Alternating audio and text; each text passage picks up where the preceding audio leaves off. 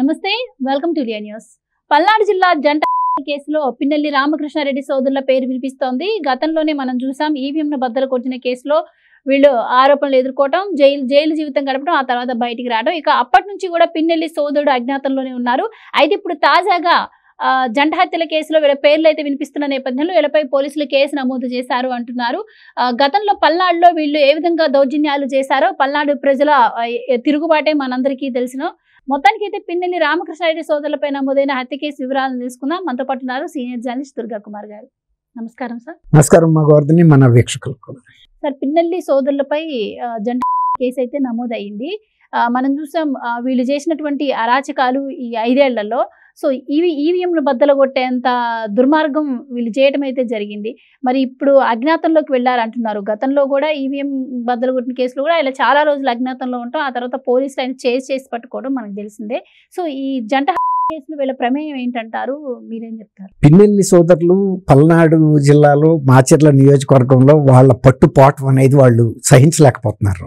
ఎట్టి పరిస్థితుల్లోనూ మళ్ళీ పట్టు సాధించాలి, గెలవాలి, అది ఓటమి రాకుండా ఉండాలని వాళ్ళు ఎంత దౌర్జన్యాలు చేయాలో, మనుషుల మీద దౌర్జన్యాలు, ఎన్నికల్లో ఈవీఎంలు పగలగొట్టడం, ప్రజల్ని భయభ్రాంతులకు గురి చేయటం. మీరు కూడా చూశారు, ఒక మహిళను అయితే నుదుటి మీద నుదురు ఇలా విచ్చుకుపోయింది. అయినా కూడా అమ్మాయి ఏజెంట్గా కూడా కొనసాగింది. అంత భయోత్పాతం సృష్టించిన ఈ సోదరులు ఎప్పుడైతే వాళ్ళ మీద కేసులు బుక్ అయినాయో పరారు అవటం, హైదరాబాద్ రావటం, హైదరాబాద్లో పిన్నెల్లి రామకృష్ణారెడ్డి అరెస్ట్ అవటం. ఇంకోటి ఏంటంటే వాళ్ళు హౌస్ అరెస్ట్లో ఉండగా తప్పించుకెళ్ళిపోయారంటే ఆనాటి ప్రభుత్వం ఎలా ఉందో ఆలోచించండి. నామమాత్రపు పోలీస్ బందోబస్తు పెట్టారు అంటే వాళ్ళు గోడ దూకి వెళ్ళిపోవటానికి కూడా సహకరించారు. తర్వాత కదా దొరికింది. కొత్త ప్రభుత్వం వచ్చిన తర్వాత అరెస్ట్ ఇక్కడ హైదరాబాద్లో. ఇంతవరకు వెంకటరామరెడ్డి అయితే అసలు ఆచూకే దొరకకుండా తప్పించు తిరుగుతున్నాడు. అయితే ఏంటంటే ఇవాళ వాళ్ళు ఒక కొత్త వ్యూహం రచించుకున్నారు. ఇది డైరెక్ట్గా ఇవాళ మనం ప్రజల్లోకి వెళ్ళలేము కాబట్టి మన అనుయాయులనే కొందరిని తెలుగుదేశం పార్టీలోకి పంపి మనకు ఒక గూఢచారులాగా శాబటైజ్ చేయాలని, అంటే రాజకీయంగా దెబ్బతీయాలని ఒక వ్యూహం పన్నారు. అయితే అది తెలుగుదేశం నాయకులు కొంతమంది గుర్తించారు. అటు జవిశెట్టి వెంకటేశ్వర్లు, కోటేశ్వరరావు వీళ్ళిద్దరు కూడా దాదాపు అన్నదమ్ములు లాంటి వీళ్ళు గుర్తించి వాళ్ళని వ్యతిరేకించారు. ఎందుకంటే ఎన్నికల ముందు వీళ్ళు చాలా దౌర్జన్యాలు చేశారు. ఇలాంటి వాళ్ళని పార్టీలోకి చేరనిస్తే తెలుగుదేశం ప్రతిష్ట కూడా దెబ్బతింటది, పార్టీలో అంతర్గతంగా విభేదాలు వస్తాయి, ఇక మళ్ళీ తెలుగుదేశం మీద కూడా పెత్తనం ఈ విడద సాగుతుంది అనేది పిన్నెల్లి బ్రదర్స్దే. ఇంకోటి ఏంటంటే పిన్నెల్లి బ్రదర్స్ ఇప్పటికి కూడా వాళ్ళకి సంబంధించిన ఒక అనుకూలమైన వ్యక్తిని ఎస్బీలో పెట్టి ఎస్ఐ ద్వారా ఎస్పీని ఇన్ఫ్లుయెన్స్ చేయగలుగుతున్నారని, ఇప్పటికీ పాత కేసుల విషయంలో కనుక వైఎస్ఆర్సీపీ కార్యకర్తలను అరెస్ట్ చేస్తే ఆయన ఆగ్రహం వ్యక్తం చేస్తున్నాడని తెలిసింది. ఎవరు? ఎస్పీ ఉన్నతాధికారిగా ఉన్న వ్యక్తి కూడా సహకరించట్లేదు. అదే తెలుగుదేశం వాళ్ళ మీదకి 3వ కాలు మీద వస్తున్నారు. ఇప్పటికీ మాకు న్యాయం జరగటం లేదు. పిన్నెల్లి సోదరులు పరోక్షంగా పోలీస్ శాఖ మీద పెత్తనాన్ని కొనసాగిస్తున్నారని కూడా చెబుతున్నారు. అట్లాగే ఇంకొక 2 కానిస్టేబుల్ కూడా ఈ కీలకమైన విభాగాల్లో పెట్టించారని కూడా చెప్తున్నారు. ఇప్పుడు ఈ జవిశెట్టి వెంకటేశ్వర్లు, కోటేశ్వరరావు అనే వ్యక్తులు వాళ్ళు నల్గొండ జిల్లా మిర్యాలగూడ వైపు ఒక పెళ్లికి వచ్చారు. మొన్న రాత్రి పెళ్లికి వచ్చి పెళ్లి నుంచి తిరిగి వెళ్తా ఉండగా వీళ్ళు ఫాలో అయ్యారు. వీళ్ళు ఫాలో అయ్యి వీళ్ళ అనుచరులని ప్రోత్సహించారు. మీరు చెయ్యండి, మీరు ఏది చేసినా మా మద్దతు ఉంటుంది, ఆర్థికంగా సహాయం చేస్తాము, తర్వాత కేసు విషయంలో మీకు న్యాయపరంగా కూడా మేము లాయర్లని వీటిని ఎంగేజ్ చేస్తాము, మీకు ఏ కష్టం రాదు. ఇంకొకటి ఏంటంటే ఒకవేళ తెలుగుదేశం వాళ్ళ నుంచి మీ మీద ఏదన్నా ఒత్తిడి వచ్చినా మేము కాసుకుంటాము, మీకు అండగా నిలబడతామని చెప్పి హామీ ఇచ్చి ప్రోత్సహించారని చెబుతున్నారు. అయితే ఇంకోటి ఏంటంటే తెలుగుదేశంలో ఉన్న ఇంకొక వ్యక్తి వెంకటరామయ్య అనే వ్యక్తిని కూడా వీళ్ళిద్దరి మీద వ్యతిరేకంగా నూరిపోసి ఇతను మీకు అడ్డం పడుతున్నాడు మీ నాయకత్వానికి అని చెప్పి అతని వెనకాల కూడా చేరారని చెబుతున్నారు. ఈ రకంగా వాళ్ళకి స్పర్ధలు క్రియేట్ చేసి పని కానిచ్చేశారు.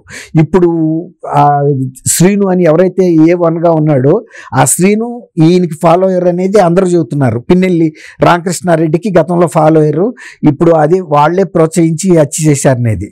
ఈ జంట హత్యలో చాలా అంటే వాళ్ళు ఒక వెహికల్తో వీళ్ళని గుద్దిచ్చి వెళ్ళిపోవటం కాకుండా మళ్ళీ ఇంకేమైనా ప్రాణం ఉందేమోనని చెప్పి ముందుకెళ్ళి కారు ఆపేసి, అది ఎస్యూవి బహుశా పెద్ద వెహికల్ ఆపేసి మళ్ళీ వెనక్కి వచ్చి చూసి రెండో అతను కోటేశ్వరరావు ఇంకా అప్పటికి ప్రాణం పోవాలేదని చూసుకుని మళ్ళీ అతన్ని మెడ మీద కాలు పెట్టి తొక్కి చేశారని చెబుతున్నారు. అంటే ఖచ్చితంగా పోయారని నిర్ధారించుకున్న తర్వాతే వాళ్ళు ఆ వెహికల్ కూడా అక్కడ వదిలిపెట్టేసి వెళ్ళిపోయారు. వెహికల్తో వెళ్తే పోలీసులు ఫాలో అప్ చేస్తారు, పట్టుకోగలుగుతారని చెప్పేసి వాళ్ళు నల్లమల ఫారెస్ట్లోంచి తప్పించుకెళ్ళిపోయారని చెబుతున్నారు. తర్వాత గుంటూరు చేరారన్నారు, గుంటూరులో వీళ్ళని అరెస్ట్ చేశారు.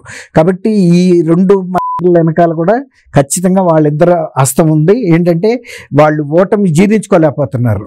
ఈ బ్రహ్మారెడ్డి ఇప్పుడు గెలిచాడు కదా, జోలకంటి బ్రహ్మారెడ్డి గెలవటం అనేది వాళ్ళకి అసలు మింగుడు పడని అంశంగా ఉంది.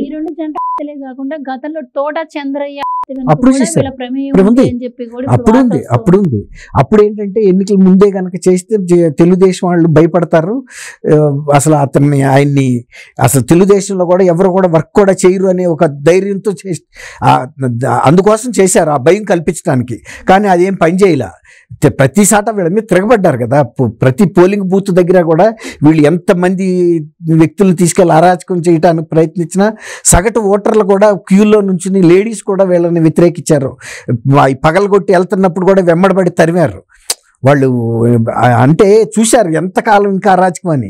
వాళ్ళు అప్పటికే ఒక నిర్ణయానికి వచ్చారు, పిన్నెల్లిని ఎట్టి పరిస్థితుల్లో ఓడించాల్సిందే, కాబట్టి ఇంకా వీళ్ళని మనం ఎందుకు సహించాలనేది కనపడింది. అందుకే అతను కూడా ఇక విరక్తి భావంతోనే ఇక అరాచకానికి దిగాడు. జగన్మోహన్ రెడ్డి గారు కూడా ఒప్పుకున్నాడుగా పిన్నెల్లి పగలగొట్టిన మాట వాస్తవేనని. ఇప్పుడు ఆ జైలు దగ్గరికి వెళ్ళినప్పుడు కూడా చెప్పాడు. జగన్మోహన్ రెడ్డి గారు ఒక్కోసారి వాస్తవాలు కూడా చెప్తా ఉంటాడు అప్పుడప్పుడు. అట్లాగే మరి ఈ జంట కూడా పిన్నెల్లి బ్రదర్స్ ది హస్తం ఉందని చెబుతున్నారు. అవసరమైతే ఇప్పుడు తెలుగుదేశం కూటమి ప్రభుత్వం కూడా అక్కడ పోలీస్ అధికారి మీద కూడా విచారణ జరిపించాలి. ఎందుకంటే ఇలాంటివి జరుగుతున్నప్పుడు వాళ్ళ మీద నిఘా పెట్టకపోవటం కూడా పోలీసు వైఫల్యంగా టీడీపీ కార్యకర్తలు, కూటమి కార్యకర్తలు భయపడుతున్నారు. ప్రభుత్వం వచ్చిన తర్వాత కూడా వాళ్ళ మీద ఎందుకు నిఘా పెట్టట్లేదు, తర్వాత తెలుగుదేశం కార్యకర్తల ప్రాణాలకి రక్షణ లేని పరిస్థితి వచ్చినప్పుడు ఆ ఉన్నతాధికారి ఎందుకు స్పందించట్లేదు, అవతల పార్టీ అదే పిన్నెల్లి వైపు ఎక్కువ స్పందిస్తున్నాడని చెప్తున్నారు. కాబట్టి దీని మీద కూడా విచారణ చేయాల్సిన అవసరం అయితే ఉంది కూటమి ప్రభుత్వం. ఎప్పుడైతే ప్రభుత్వం మారిందో వెంటనే పిన్నెల్లి సోదరుడు అజ్ఞాతంలోకి వెళ్ళారు. ఇంతవరకు ఆయన ఆచూకీ లభించలేదు. అండ్ ఈయన మధ్యలో అరెస్ట్ గావించబడ్డారు. మళ్ళీ ఈ ఎప్పుడైతే జరిగిన దగ్గర నుంచి మళ్ళీ పిన్నెల్లి కూడా పరారీలో ఉన్నారు అంటున్నారు. సో వీళ్ళు పరారీలో ఉండి కూడా ముందస్తు బెయిల్కి అప్లై చేస్తూ ఉన్నారు. మళ్ళీ ఆ ప్రాసెస్ బాగానే నడుస్తూ ఉంది. మరి అంటే ఈయన ఒకసారి అరెస్ట్ చేసి జైల్లో పెట్టినా కూడా ఈయనలో ఎటువంటి మార్పు రానటువంటి పరిస్థితి. సో ఎలా చూడొచ్చు అంటారు? వాళ్ళే మారమ్మా. ఇప్పుడు జగన్మోహన్ రెడ్డి పార్టీ అధినాయకుడే చెబుతున్నాడు, మీరు ఇలాంటి అరాచకాలు చెయ్యండి, మీరు జైళ్ళకి వెళ్ళండి, మహా అయితే 3 నెలలు జైల్లో పెడతారు, ఆ తర్వాత మీరు బయటకు వస్తారు, 16 నెలలు నేను జైల్లో ఉండొచ్చి ముఖ్యమంత్రిని అయ్యానని ఆయనే చెబుతుంటే ప్రోత్సహిస్తున్నప్పుడు వాళ్ళు ఎందుకు తగ్గుతారు? అందులో పిన్నెల్లి రామకృష్ణారెడ్డి బ్రదర్స్ బాగా సంపాదించారు ఆర్థికంగా. తర్వాత ఏది చేసైనా మనం పోలీసుల్ని మేనేజ్ చేయొచ్చు అనేది గతంలో చూసుకున్నారు వాళ్ళు. ఇంకా ఆ వ్యవస్థ కొనసాగుతుందన్న భ్రమలో కూడా ఉన్నారు. ఒక రకంగా మేనేజ్ చేయగలుగుతున్నారని టీడీపీకి కూటమి నాయకులు కూడా చెబుతున్నారు. ఒక పోలీసు ఉన్నతాధికారిని మేనేజ్ చేస్తున్నాడని. ఆ ఉన్నతాధికారి ఎవరనేది ఇప్పుడు బయటికి రావాలి. ఎందుకు వాళ్ళకి ఇంకా ఆయన మద్దతు ఇస్తున్నాడు, ఏమి ఆర్థిక లబ్ధి పొందుతున్నాడా, ఇంకేదన్నా ఉందా అని చూడాల్సిన అవసరం అయితే ఉంది. థ్యాంక్ యూ అమ్మ గోవర్ధని, మన వీక్షకులు. Please subscribe to Leo News for more videos.